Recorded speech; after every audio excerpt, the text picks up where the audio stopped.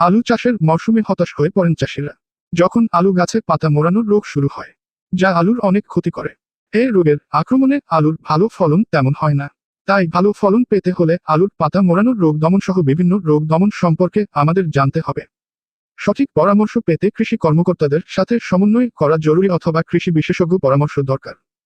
কৃষক বন্ধুরা, আজকে আমরা জানব এই রোগের পরিচিতি। আলুর পাতা মোড়ানোর রোগ বা পোটাটো লিফ রোল ডিজিজ হলো একটি ভাইরাসজনিত রোগ। বিশেষজ্ঞদের মতে আলুর এই রোগ জাব পায়কের দ্বারা সংক্রমণ হয়। এটি ফসলের বাড়ন্ত অবস্থায় আক্রমণ করে। এখন জেনে নেব আক্রমণের সময়। ফসলের বৃদ্ধিকালে যখন ভাইরাসবাহী জাব পায়কা খায় এবং ফসল আক্রান্ত হয়, তখন রাইটি প্রথম ছড়ায়। জাব পায়কার সুস্থ গাছে নতুন সংক্রমণ ছড়ায়।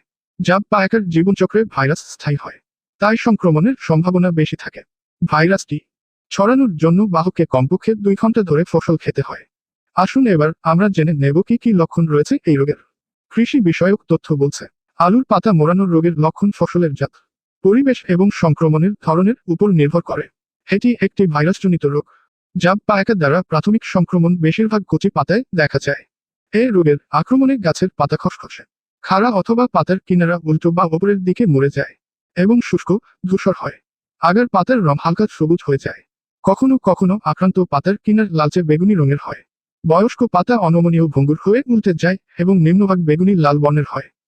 গাছ খাটো হয়, বোটা শক্ত হয়ে উল্টে যায়, যার ফলে গাছের বৃদ্ধি বন্ধ হয়ে যায় এবং সোজা হয়ে উপরের দিকে দাঁড়িয়ে থাকে। এতে আলুর সংখ্যা কমে যায় এবং আলুর আকার ছোট হয়। এই রোগে আক্রান্ত আলু গাছ নিয়ে হতাশ হয়ে পড়েন চাষিরা। কি কি প্রতিরোধমূলক ব্যবস্থা রয়েছে তা দেখে নেব। সুস্থ ফসল থেকে রাইড মুক্ত বীজ টিউবার বা প্রত্যয়িত বীজ ব্যবহার করা।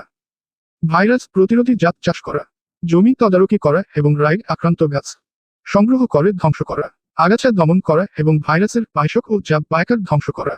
প্রসঙ্গত, উত্তরবঙ্গের বেশ কিছু এলাকায়, কোচবিহার, মেখলিগঞ্জের চাষিদের আলু গাছে এই রোগের লক্ষণ দেখা যাচ্ছে, যা নিয়ে চিন্তিত চাষিরা। এলাকার চাষিদের মধ্যে মিঠুন বর্মন, আইদার রহমান তারা বলেন এই রোগে আক্রান্ত হয়ে বেশ কিছু জমিতে আলু চাষের ক্ষতি হয়েছে। তাদের দাবি তুলেছেন কৃষি কর্মকর্তারা তাদের সঠিক পরামর্শ প্রদান করুক। কৃষক বন্ধুরা, আজকের এই প্রতিবেদনটি বেশ কিছু এলাকায় আলু চাষিদের আলু গাছে এই রোগের লক্ষণ দেখার পর তথ্য প্রদান করা হয়েছে।